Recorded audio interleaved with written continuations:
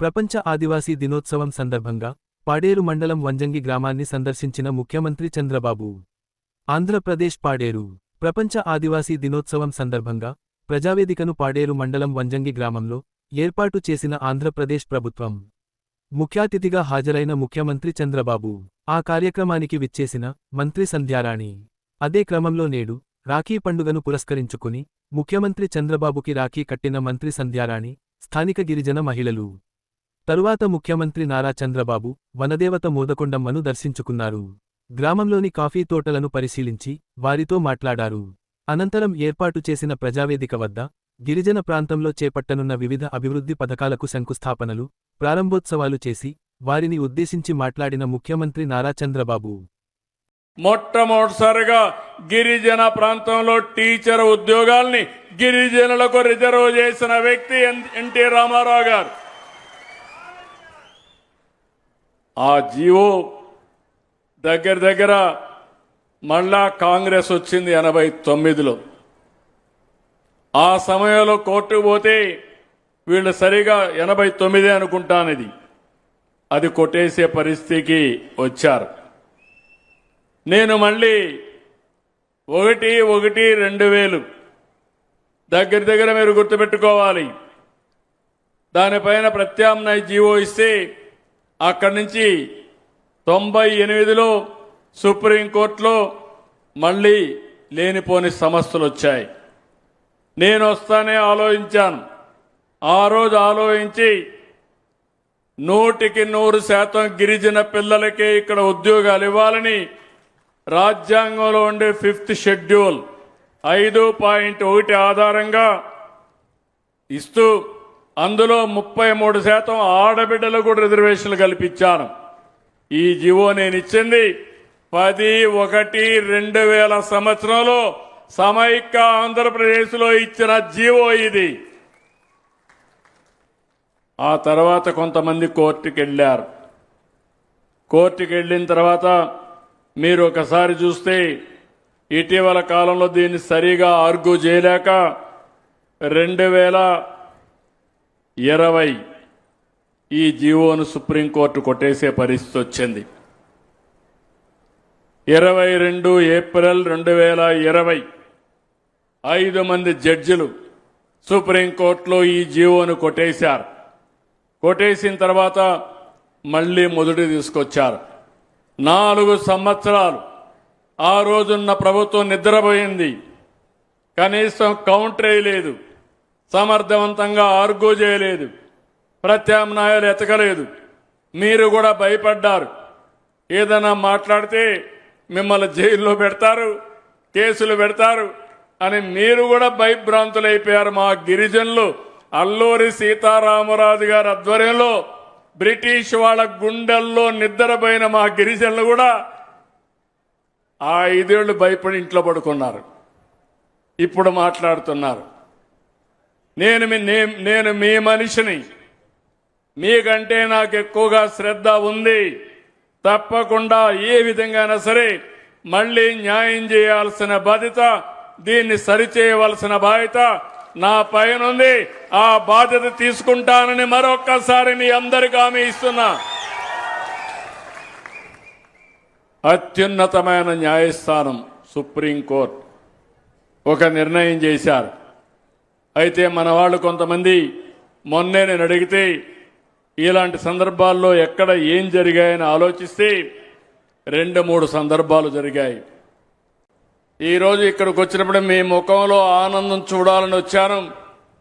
మాటలతో ఆనందం రాదు, చేష్టలతో ఆనందం వస్తుంది. అలాంటి పనులు చేసి మళ్లీ మీ ఆశీర్వాదానికి వచ్చానని చెప్పి మరొక్కసారి మీ అందరికీ విజ్ఞప్తి చేస్తున్నా. గతంలో 1-2 సార్లు కార్యక్రమాలు పెట్టుకుంటే వాతావరణం అనుకూలించలేదు, అందువల్ల రాలేకపోయాం.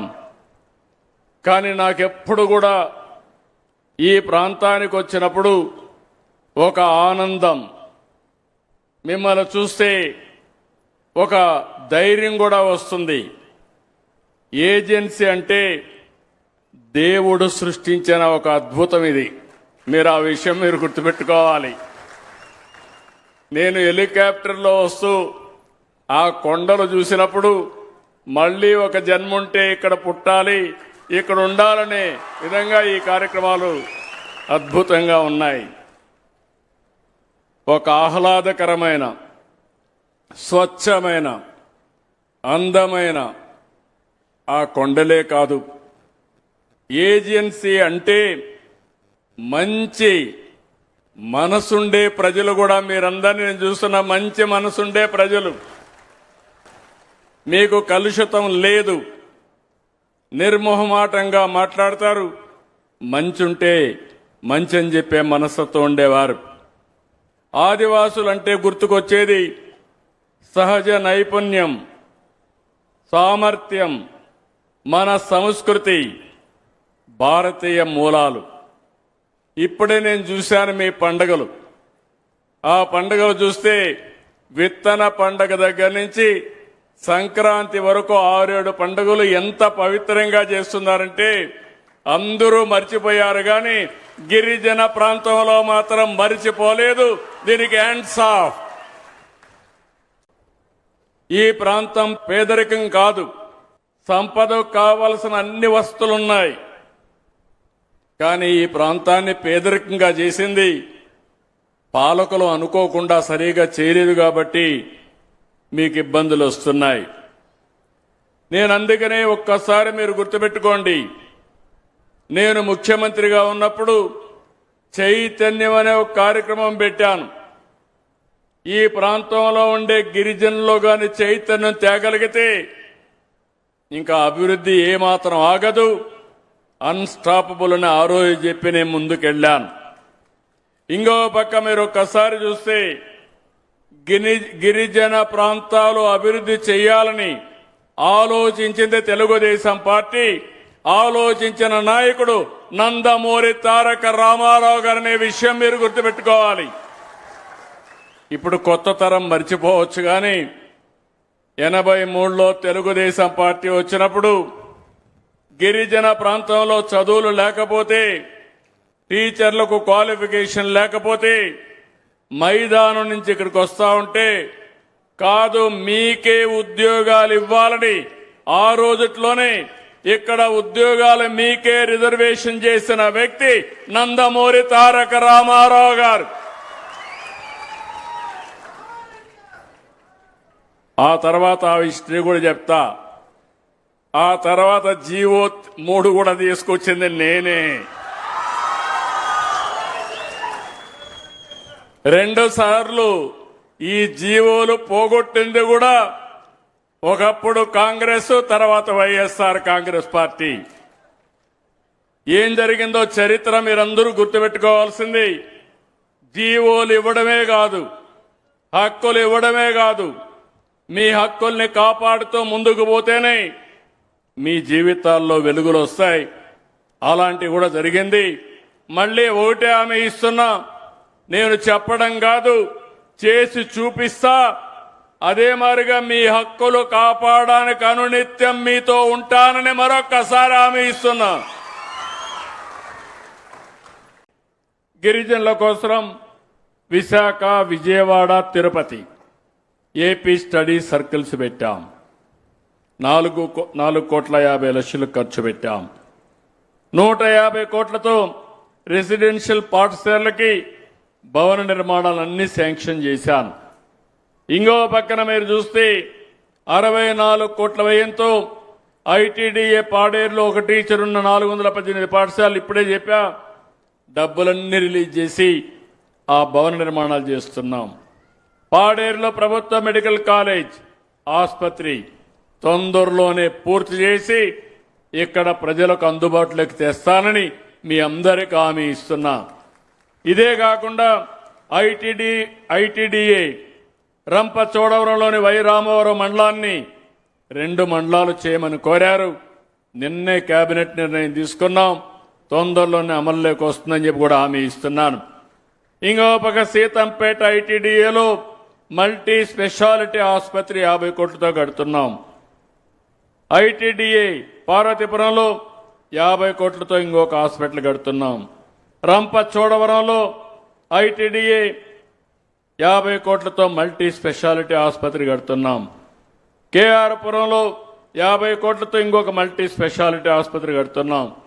కడాన శ్రీశైలంలో కూడా ఐటీడీఏ పరిధిలో మల్టీ స్పెషాలిటీ హాస్పిటల్ కడుతున్నామని చెప్పి కూడా నేను మీకు తెలియజేస్తున్నా. నేను అందుకని ఒక పక్క అభివృద్ధి, ఒక పక్క సంక్షేమం, నాకు 2 కళ్ళు. అభివృద్ధి లేకపోతే సంపద రాదు, సంక్షేమం లేకపోతే మీకు తాత్కాలికంగా మెరుగైన జీవన ప్రమాణాలు రావు. అందుకే నేను ఆ రోజు చెప్పాను, సూపర్ 6 ఇస్తానన్నాను. నేను కష్టపడేది పేదవాళ్ళ కోసం. ఎప్పుడో ఫలితాలు వస్తాయంటే ఇప్పుడు మీరు ఇబ్బంది పడతారు. అందుకని మీ ఇబ్బందులు దృష్టిలో పెట్టుకుని సూపర్ 6ని తూచా తప్పకుండా అమలు చేస్తున్నా. వాళ్ళు అంటున్నారు ఇప్పుడు వచ్చి నన్నేదో ప్రశ్నిస్తారంట. నన్ను కాదు మీరు ప్రశ్నించేది, మిమ్మల్ని నేను ప్రశ్నిస్తున్నా. సమాధానం చెప్పమంటున్నా. గిరిజన ప్రాంతంలో ఉద్యోగాలు ఇచ్చిన వ్యక్తి 1/5/11/86లో నందమూరి తారక రామారావు గారు. అవునా కాదా తమ్ముళ్ళు అని మిమ్మల్ని అడుగుతున్నా. అది కొన్ని సవాళ్లు ఎదుర్కొంటే రాజ్యాంగబద్ధంగా ఇవ్వచ్చని మళ్ళీ నేను ముఖ్యమంత్రి అయిన వెంటనే దానికి మళ్ళీ నేనే ఒక జీవో ఇచ్చాను. జీవో నెంబర్ 3 10/1/2000లో నేనే జీవోని ఇచ్చా. ఆ జీవోని పోగొట్టింది వీళ్ళు 22 ఏప్రిల్ 2020. ఇప్పుడు మళ్ళీ 5 ఏళ్లు పట్టించుకోవాలా. 2020 అంటే ఎలక్షన్ జరిగింది 2024. అవునా కాదా? ఎవరి తప్పని నేను అడుగుతున్నా. ఎవరి తప్పు? వైసీపీ తప్పై చేతులపై ఎత్తండి.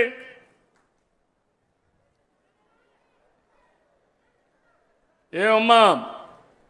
కాబట్టి వైసీపీ నాయకులు ఈ పాడేరుకొచ్చి నేల మీద మీ ముక్కును గీసుకుంటే అప్పుడు బుద్ధి వస్తుంది మీకు. మీ నాయకుడిని అడగండి, ఎందుకు చేయలేకపోయి అడగండి. అడిగేది చేత కాకపోతే మీరైనా క్వశ్చన్ చేయాల్సి వచ్చింది. మీరు అది కూడా చేయకుండా ఇప్పుడు నన్ను అడగడానికి మీకు ఎలాంటి అర్హత లేదు. కానీ ఒకటే చెప్తున్నా, ఈ గిరిజన ప్రాంతం నా సొంతం. ఈ గిరిజనులు నా వాళ్ళు. ఈ గిరిజనులకు అన్యాయం జరగడానికి వీలు లేదు. మీతో నేనుంటా. వాళ్ళు అనుకుంటున్నారు బాబాయిని చంపి వేరే వాళ్ళపైన నేరం వేసినట్టు తప్పు చేసి నా మీద నేరం వేయాలనుకుంటున్నారు. నేను చాలా మొండి.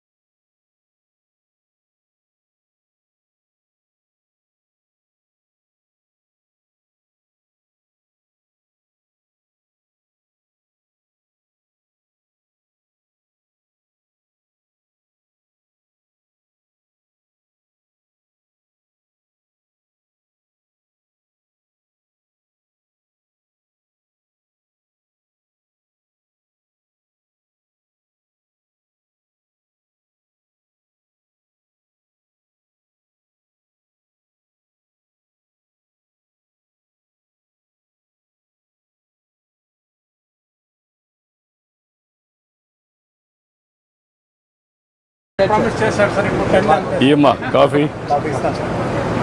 సార్ ఇప్పుడు మనం చేసే ప్రతి స్టోర్లో కూడా కొంచెం ఇంటర్నేషనల్ బ్రాండింగ్ చేసి this is one kind of packaging which will be available in all the stores for consumers to purchase. నాకు ఎప్పటి చేయగలుగుతాను ఇవన్నీ? Even with March 2026 I'll do 100 sir. 100% I'll do 100. March In March 2026. 100 ఎక్కడెక్కడ చేయగలుగుతారు మొత్తం All state? districts sir. All districts. Spread చేసి చేస్తాం.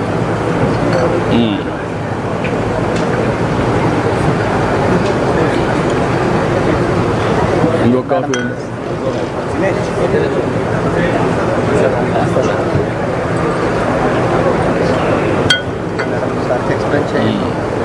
ఏంటమ్మా?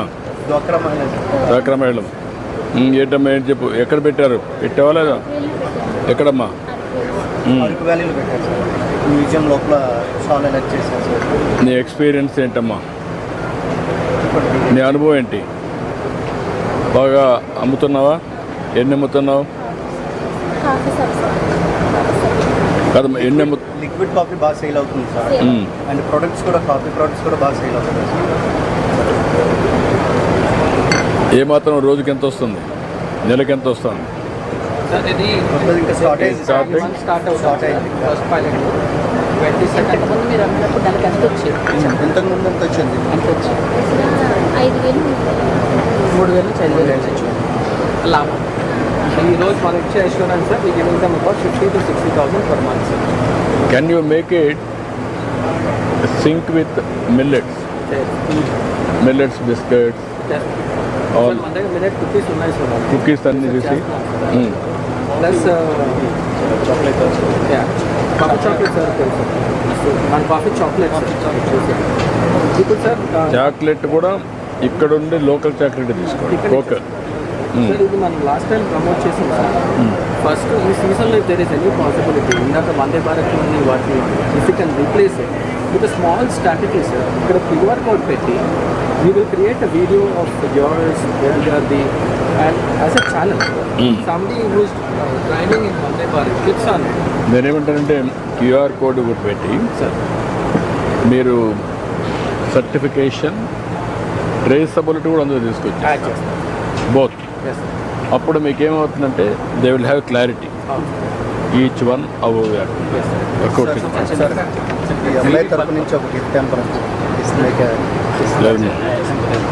Get your personal loan today through BSK Associates. యువ భారత్ టీవీ నందు మీ పర్సనల్ ఇంటర్వ్యూ మరియు వ్యాపార ప్రకటనల కొరకు ఈ నెంబర్ని సంప్రదించండి. వీక్షకులకు ధన్యవాదాలు.